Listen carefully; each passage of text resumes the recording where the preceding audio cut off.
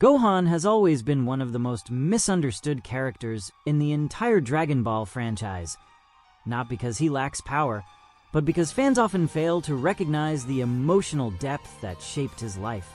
People love to joke about him becoming a scholar, or blame Chi-Chi for forcing him away from training, or claim he simply became soft. But behind all the memes and all the surface-level interpretations lies a truth far more complex, far more painful, and far more human than most viewers ever consider. The real reason Gohan stopped training is rooted in trauma, loss, and an overwhelming desire for peace that he never once experienced during the years that defined his childhood. From the very beginning, Gohan's life was never his own. While other children grew up surrounded by safety and routine, Gohan's world was shaped by chaos, violence, and responsibilities that no child should ever carry. He was introduced to fear long before he was introduced to stability.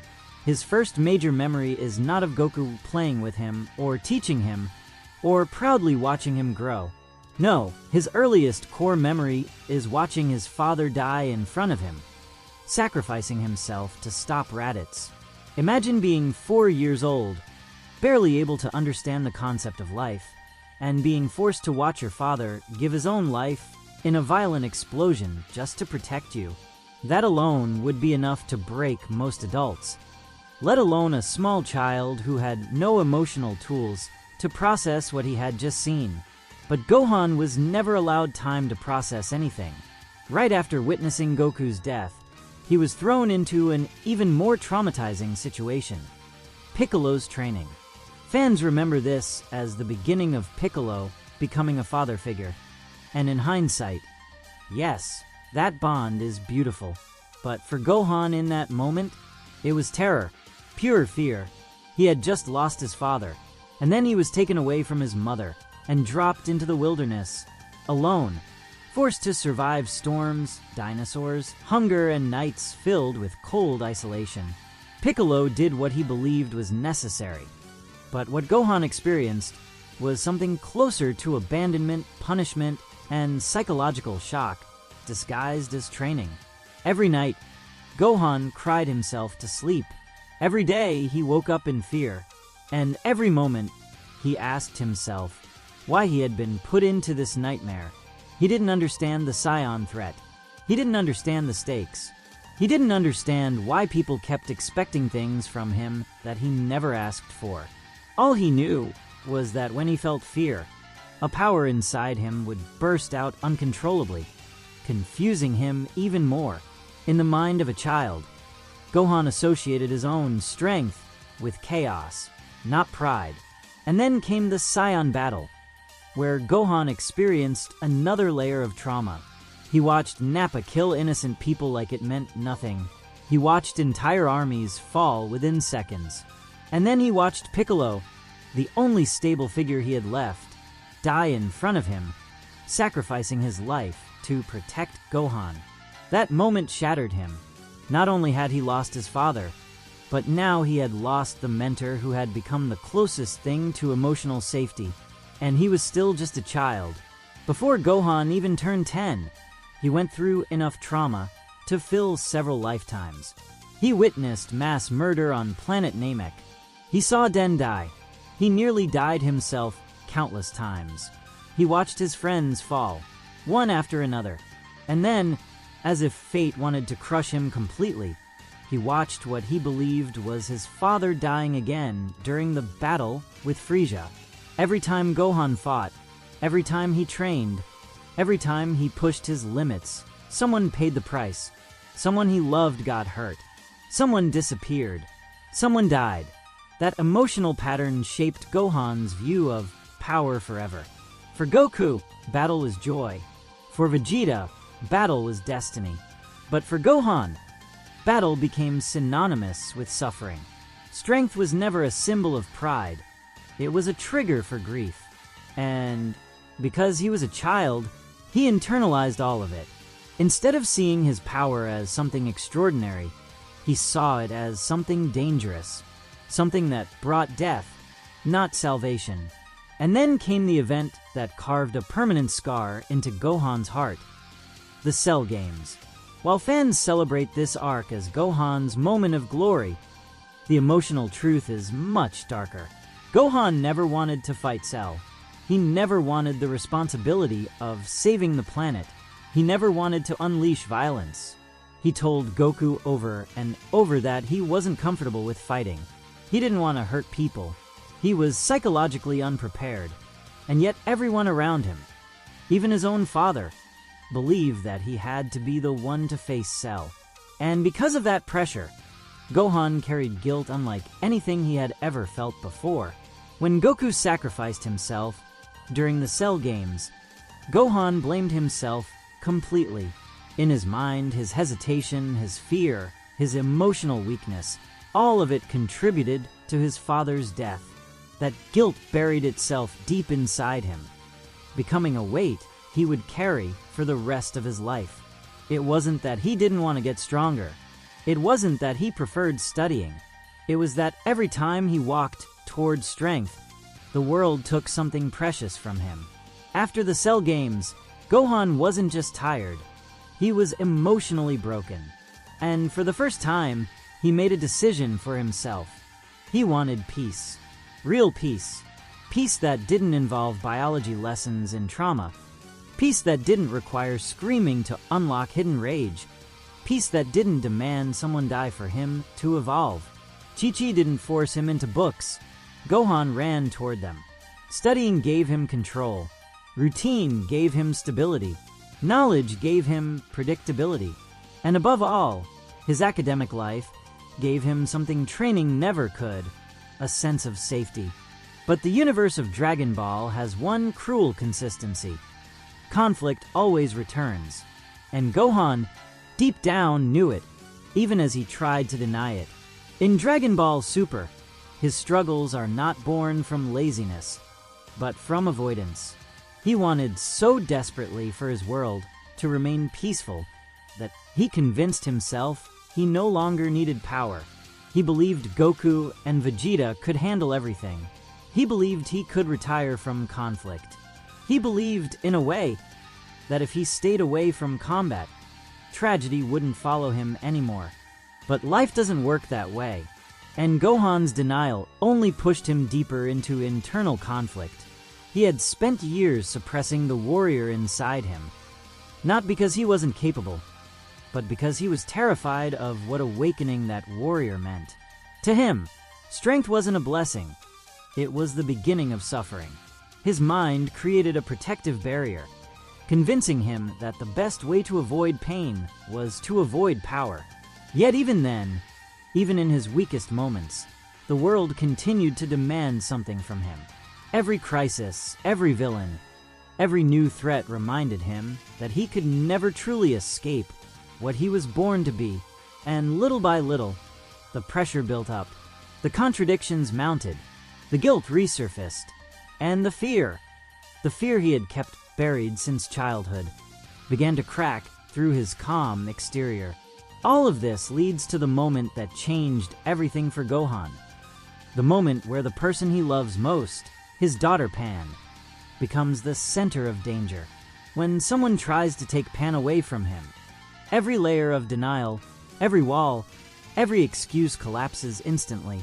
For the first time in decades, Gohan stops running from his nature and embraces it, not because the world needs him, not because someone demanded it, but because protecting Pan means accepting his true self. This moment is the turning point of his entire life, and the beginning of his reawakening.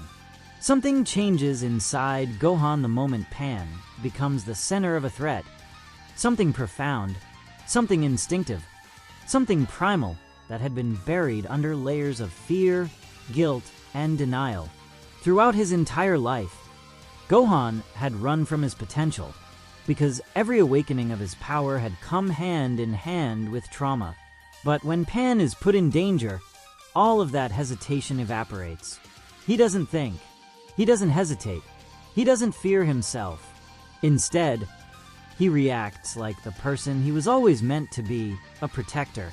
This moment strips away the scholarly facade the quiet routine, the intellectual comfort he built around himself, and reveals the truth that had always been hiding beneath the surface.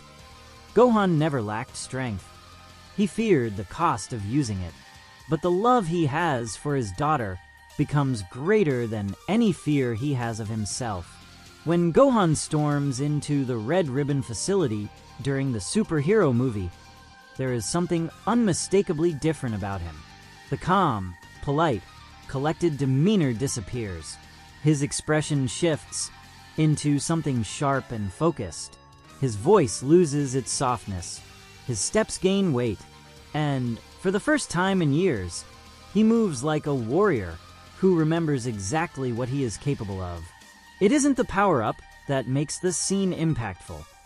It's the psychological transformation happening behind it. Gohan is no longer fighting because someone told him to. He isn't fighting because the Earth needs a hero. He isn't fighting because Piccolo is pushing him or because Goku is counting on him. He is fighting because Pan is his world now. And for Pan, there is no room for hesitation. What makes this moment more powerful is the understanding that Pan represents everything Gohan spent his life longing for. She symbolizes innocence, safety, the chance to be a good father in a world that constantly sought to take away father figures from him. She is the embodiment of the normal, peaceful life he always desired. And when that peace is threatened, it ignites something ancient inside him, something inherited from Goku, sharpened by Saiyan blood, but shaped uniquely by his own emotional journey. Gohan doesn't just unlock power, he unlocks purpose. And that purpose reaches its peak when Beast Gohan emerges. The transformation of Beast Gohan is more than a new form or a flashy design. It carries the emotional weight of decades of suppressed identity. The white hair, the sharp red eyes, the raw animalistic aura, all of it is symbolic. It represents the fusion between the innocent child who hated violence and the terrifying potential that lay dormant within him. It is the manifestation of everything Gohan avoided, everything he denied, everything he refused to accept about himself. But in that moment, in that instant where his daughter's safety and Piccolo's life hang in the balance, the walls crumble and the truth spills out.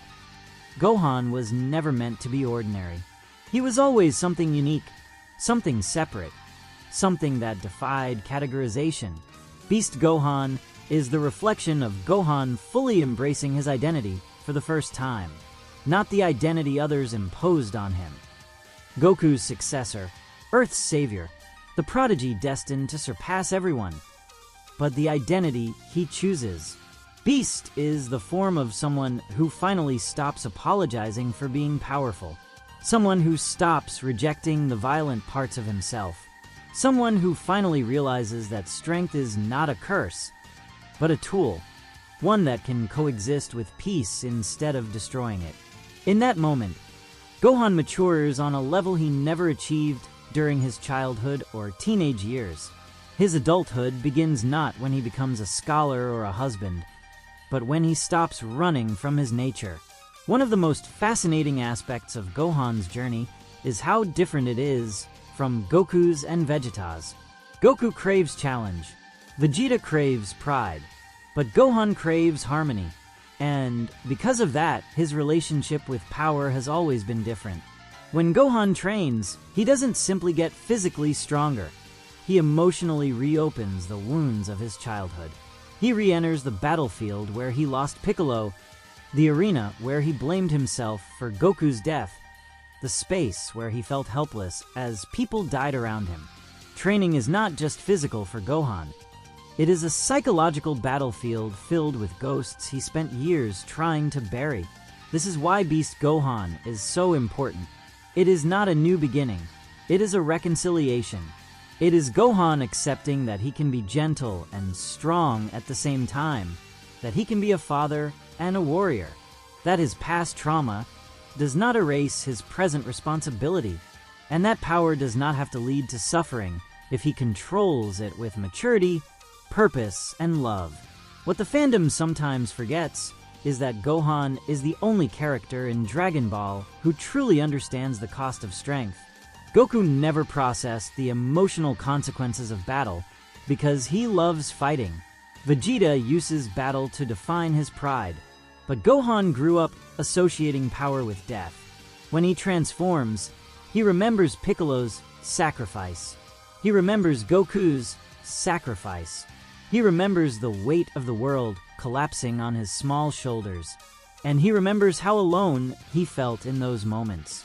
Beast Gohan is the version of himself who finally accepts that even if strength comes with responsibility, he is no longer a scared child facing the world alone. He is a man with purpose, with a family, with emotional grounding. Gohan's growth in superhero marks the beginning of something bigger. The moment where he finally steps out of the shadow of trauma and begins to shape his future with clarity. He isn't training because he's pressured into it. He isn't training because he wants to surpass Goku. He isn't training because the world demands it. He is training because he understands that peace requires protection, and protection requires readiness. For the first time in his life, Gohan is choosing to grow, not running from the consequences of it. What makes this evolution so compelling is that, unlike past generations of Saiyans, Gohan's strength is tied not to rage or pride, but to emotional clarity. The beast form doesn't come from anger alone. It comes from love, responsibility, and acceptance. It is a calm fury, a controlled storm, a manifestation of a man who finally understands what balance truly means.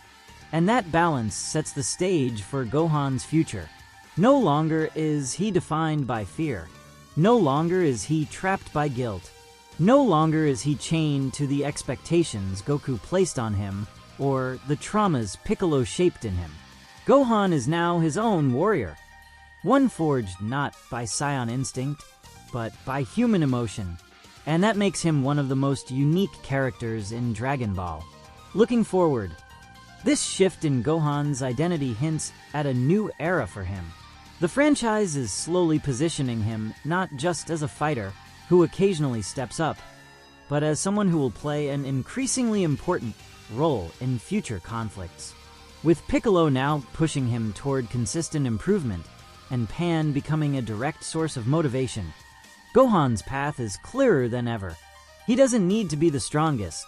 He simply needs to be present, prepared, and emotionally grounded. And in many ways, that makes him more reliable than Goku and Vegeta, whose motivations often pull them away from their families and responsibilities. Gohan's journey is not about surpassing limits. It is about surpassing fear. It is the story of someone who turns trauma into strength, hesitation into purpose, and denial into acceptance. And with Beast Gohan now unleashed, the franchise has opened the door for a version of Gohan who is not only terrifying in power, but deeply compelling in character. Gohan stopped training because he wanted peace, but he returned to training because he finally understood what peace truly requires. And now that he has embraced his identity, the question is no longer whether Gohan will fight again, but how far he will go once he stops holding back.